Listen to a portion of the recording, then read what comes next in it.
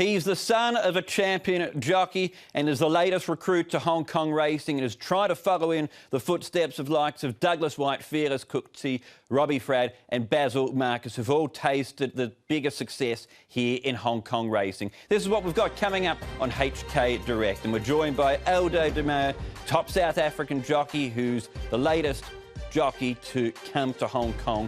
We'll be talking about his career and his experience so far here in Hong Kong. Aldo, it's great to have you in the studio. Welcome to Hong Kong and to the show today. Thank you, my pleasure. Your career as a jockey wasn't necessarily a straightforward one. I want to go back to 2003. You were rejected by the Jockeys Academy there. What happened? Yeah, I spent a couple of months in the Jockeys Academy and yeah, things didn't go as I planned. I was always keen on learning and doing a couple of things, but I think the riding master just felt that I perhaps didn't have what it took at the time to make it as a career in racing. And yeah, I suppose it was just a little bump along the way, but yeah, it just made us a bit stronger and just gave us something to fight for. Did it dent your enthusiasm, your desire to become a jockey? No, definitely not. I think it perhaps just got the fire burning a little bit more. If there's something someone tells you can't have, I think it's in human nature for us just to fight to get it a bit more, you know. And yeah, I'm really kind of glad it happened because it gave me an opportunity to learn how to fight, and yeah, it's taken us places. You joined the Jockeys Academy then in 2007. 2010, you're champion apprentice in South Africa. You mentioned you had the fight. What did you have to do, though, in those 7 years to really turn things around? Yeah, listen, it was 4 long years. I suppose when you're a young kid, it doesn't really matter at that stage, but it gave me opportunity to gain a bit of experience, well, quite a bit of experience versus other guys that just gets to the academy and signs their papers a year later.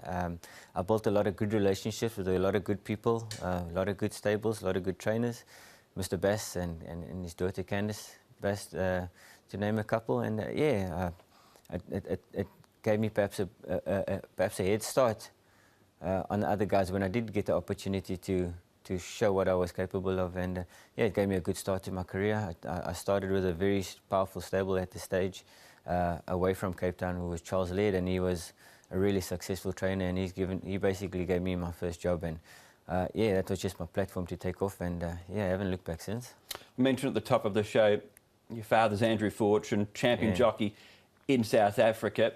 For you, was there extra pressure on you following in his footsteps? Yeah, I think early on, you know, obviously his big footsteps to fill. He was a real, and still is, he's a real natural horseman. And if anyone ever watched him ride, you know, he made horses do things that not too many people could do. And yeah, I think initially I had to just work my way out of his shadow.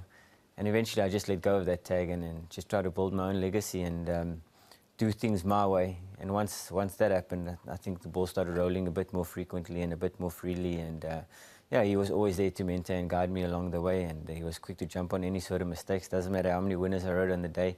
He'd focus on where I could improve. And it's something I didn't enjoy at the time, but it was something that I needed. And yeah, he kept on grinding away. And slowly, the criticism just stopped. And I think bit by bit, I could feel that I was getting the hang of the wheel myself. And yeah, I think he could identify that too. And I think up until the last couple of seasons, things have gone really smoothly, and yeah, I think now he's back in my corner. So you've got your father in your corner. Mentioned before as well that South Africa's produced some amazing jockeys over the years. Here in Hong Kong, we've seen what Douglas White has done, Fearless Cooksie, Robbie Frad, Basil Marcus, further back, Barty Leisha. Who were the jockeys, apart from your father, that you sort of modelled yourself on or looked up to when you were coming through the ranks? Just, you know, someone like Mr. Marcus, you always got to admire. You know, he used to make things happen. If a door didn't open, he'd find a way, you know, and that's always a sort of characteristic that you got to keep in mind and mold yourself on. And someone like Dougie White too, he just constantly wanted to improve, and his improvement was constant, and over the years he just got better and better by what I saw. You know, I was obviously young watching him progress in his career, but it was always something that you'd admire. So gentlemen like those, always something that you could keep in mind and mould yourself on, like I say. Let's have a look at some of the career highlights so far, because you are only young. I'm sure there's plenty more to go on the highlight reel, so to speak. But Cape Town is home for you. The biggest race there is the J&B Met. You won it in 2013 on this horse here, Martial Eagle. Wide draw, 80 to 1 chance. What was this day like for you? No, this was amazing.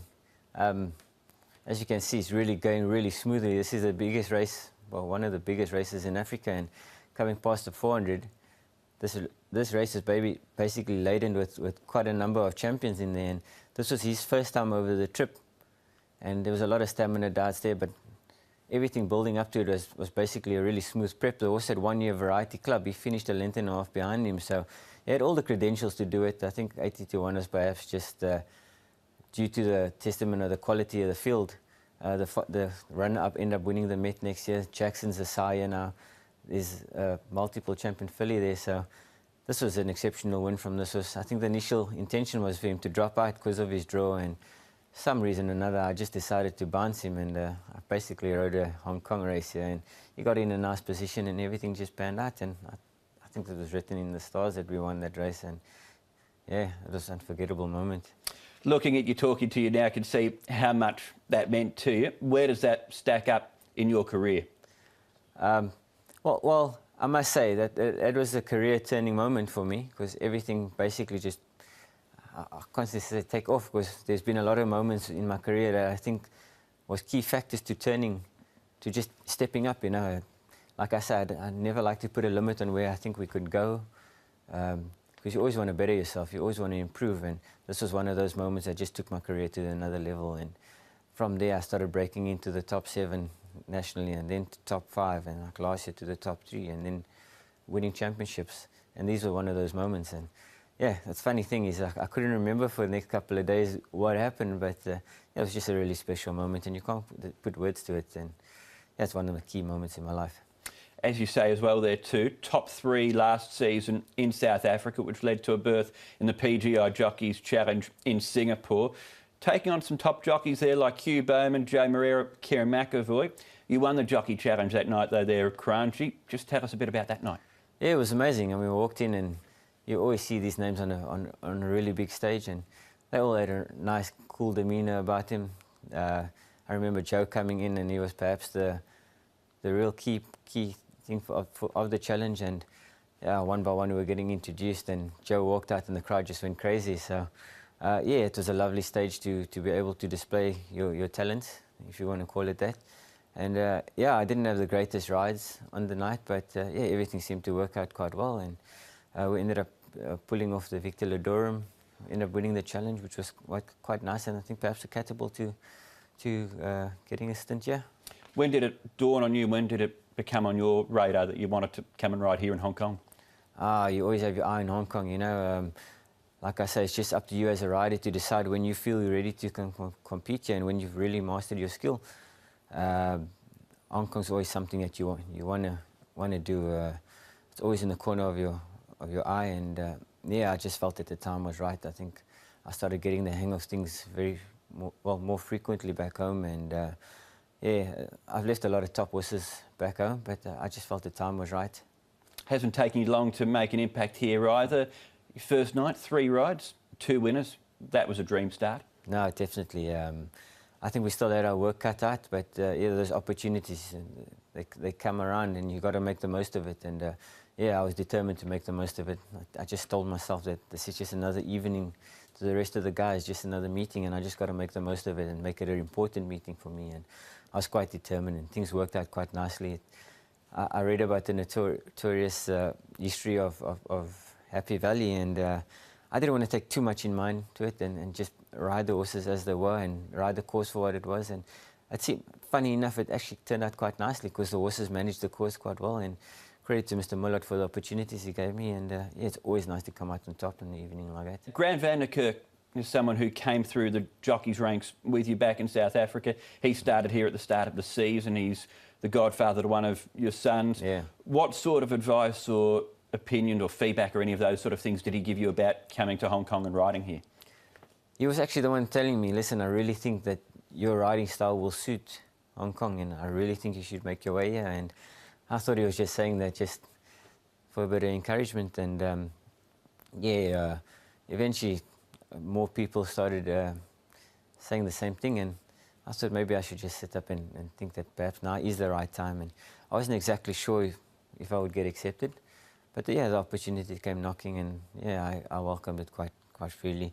Grant's quite a good, naturally talented boy, and yeah, we've come through from the academy days, and we've been best friends for a very long time, and it's nice to be competing on a stage like this now. Before the show last night, you rode a winner, Ever Brave at Happy Valley, taking you to 3. You're contracted until the end of this season. Do you get a good feel for how things are going here? Would you like to call Hong Kong home for longer than just this stint? Yeah, definitely. I think there's more to come. Obviously, the more time you spend here, the more you improve and get the nicks of things. I think I've adapted quite quickly, which is something I'm really pleased about, because if you don't get the hang of it, it's going to become quite tricky. And after the second meeting, I was a little concerned that obviously I need to interpret things a little bit differently, and I really just started doing some real fine-tuning, just picked a couple of brains, and things that started making sense to me I started applying, and yeah, it made things a lot more comfortable last night, and I think I was getting a lot closer. The winner second, and other horses getting in position that I needed to be in on what we know is quite a tricky track, and yeah, I need to now start taking that over to Sharton. I was close to having a winner or two there as well. So I thought you won watching that race, Refined Treasure. Yeah. Listen, he ran at 55.2. I couldn't ask him to go any quicker, so it was quite exciting. It would have been nice if we got up, but I was very pleased with the result nonetheless. And yeah, I think there's something big to come from that specific individual. And yeah, I think I'm finding myself in a decent position at the moment. I just got to make the most of it.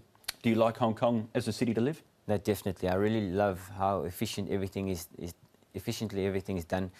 I appreciate and enjoy the way they take care of their staff and their sportsmen.